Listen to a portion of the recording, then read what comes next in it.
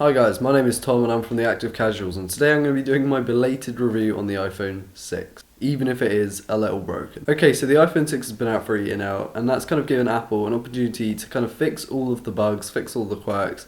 Maybe not all of them are fixed, but they fixed the majority of them. And I think a year maybe is a good time because prices are coming down, so people are able to afford the previous iPhone. That's especially something I do a lot. The iPhone 6, when it came out last year, but I only bought it about 2 weeks ago. My one's a little broken. Yours shouldn't be a little broken unless you wanted it to be a little broken. I don't know, but yeah, a year later, this is what we're going to talk about. Okay, so let's start off with the design. It's a really thin, very thin device that makes it very slippery because it's made out of all aluminium. It's really premium feeling in the hand, but it's very slippery, especially having curved edges and then a flat back instead of it being flat edges and then maybe a curved back. That would be better for ergonomics, but you know Apple, and Johnny Ive is probably sitting there thinking, oh, we should just make it look pretty. Yeah, that's about it. So yeah, the design is very kind of flat and minimal, but that does mean that it's very slippery in the hand, and you're going to want a case for that. I pretty much guarantee you're going to want a case, whether you want a flip case or a kind of a silicone style case or just a rubber case. You're going to need a case because it's going to be really slippery. Like, honestly, you see it on YouTube videos and you think, oh, it can't be that slippery. It really is in real life, unless you've got kind of hands made out of rubber, which I don't. But it's also got a protruding camera hump, which lots of people kind of thought was a bit bad to start with, but once you put a case on it, which you're going to need to put one on anyway, it kind of works perfectly, and you're not going to notice the actual camera hump being there because it's so thin, and the fact that if you put a case on, it's gone anyway, it kind of makes it all kind of better. Okay, so it's powered by a dual-core ARM-based processor, which is they call the A8. It's clocked at 1.4 gigahertz, and it's got 1 gigabyte of RAM, I think. This means that on paper, compared to the phones of its time, and nowadays obviously, insane difference. Why would you be running on that kind of spec list? But it's the way Apple and iOS is made that kind of makes it really smooth, makes it run apps really quickly, makes it run games really smoothly, and just works in general. And that's just because of iOS as being really closed, and it means it's only need to be made for certain devices, which means that it can be doing things like this, and we'll get onto something else that it does very well later on. Okay, so let's move on to that camera.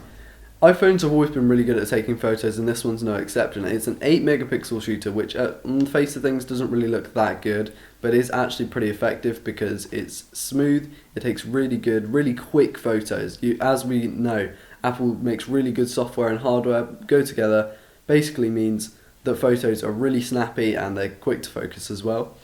This can also be used for 1080p 60 FPS, which is pretty good, that's the standard, but it can also do 720 and not only 120 FPS, because that's what the modern smartphones are doing, but it can go all the way up to 240 FPS to get really slow, smooth slow motion, which is pretty good. And other phones don't really have that. I think maybe one or two might, but this is one of the very rare phones that actually has 240 FPS slow-mo. And that means it's pretty good for kind of taking photos, and it's all really quick. So action is pretty quick there. There's no gestures like you would have on something like the Moto Droid or something like that, but it does have the quick kind of swipe up from the lock screen, and it enables you to do that. The photos are pretty crisp and the videos are pretty smooth, and the only problem is there isn't any optical image stabilization, which the iPhone 6 Plus does have, and you'd have to step up to that if you wanted OIS.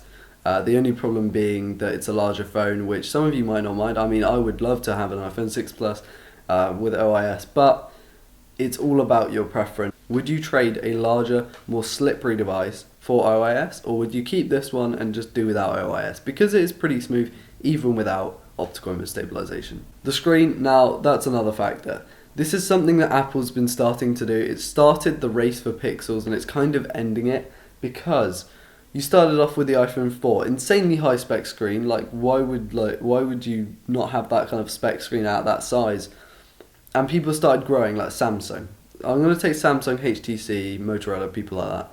And then they started going up, and then they got to the point where they were doing 1080p phones at like 4.7 inches, 4.8 inches, 5 inches. Didn't really make that much sense. Then they went up to the 1440p screens, which you see in the 5.2 and 5.3 inch phones from Samsung and other people. And it doesn't really make any sense, because if you think about it, I would happily stare at a 1440p monitor which is 27 inches, why would I want that in a device that's going to take up loads of battery, and it's also, I say take up loads of battery, it's going to use lots of battery life, and it's also going to take a lot of the resources from the GPU. Apple has done away with this. Their device is 750 by 1334 pixels. That doesn't sound like a lot, that's just over 720p, and a 4.7 inch screen, it really does work. Like, it's a retina display, you can see 326 ppi is more than enough. Remember, at this scale, it's not the amount of pixels, it's the pixel density that counts. Because the pixel density is the difference between a blurry image and a crisp image. Because the density is obviously how many pixels you can cram into a certain kind of space. Now, the fact that this is just over 720p, I think makes it a really good kind of benchmark for other phones. I don't think they should be going up to 1440p. Yeah, the screens are awesome, but look at the Galaxy S6. The battery life on that is dreadful because it's using all of its resources to power a 1440p screen. Drop that down to 1080p, or even, this resolution, maybe 1080p tops, and you've got a really good working smartphone there. Like, I don't see why manufacturers go all the way up. Yeah, it's cool, you've got the numbers on paper, but it doesn't actually do much in terms of usability. And if you can use an iPhone longer than you can use a Galaxy S6, then technically Apple are winning on this. And obviously the only thing wrong with this one is the fact that mine's broken. Yours shouldn't come like this. Yours should be perfectly working and have a perfect screen. Yeah, this is like the only one I have at hand, so we're just going to have to review the shit one. Okay, let's move on to battery life. This is something that iOS definitely does well. Like, really does do well. And that's the other thing I was going to talk about. It's a 1810 mAh battery, which on the face of things looks absolutely dreadful.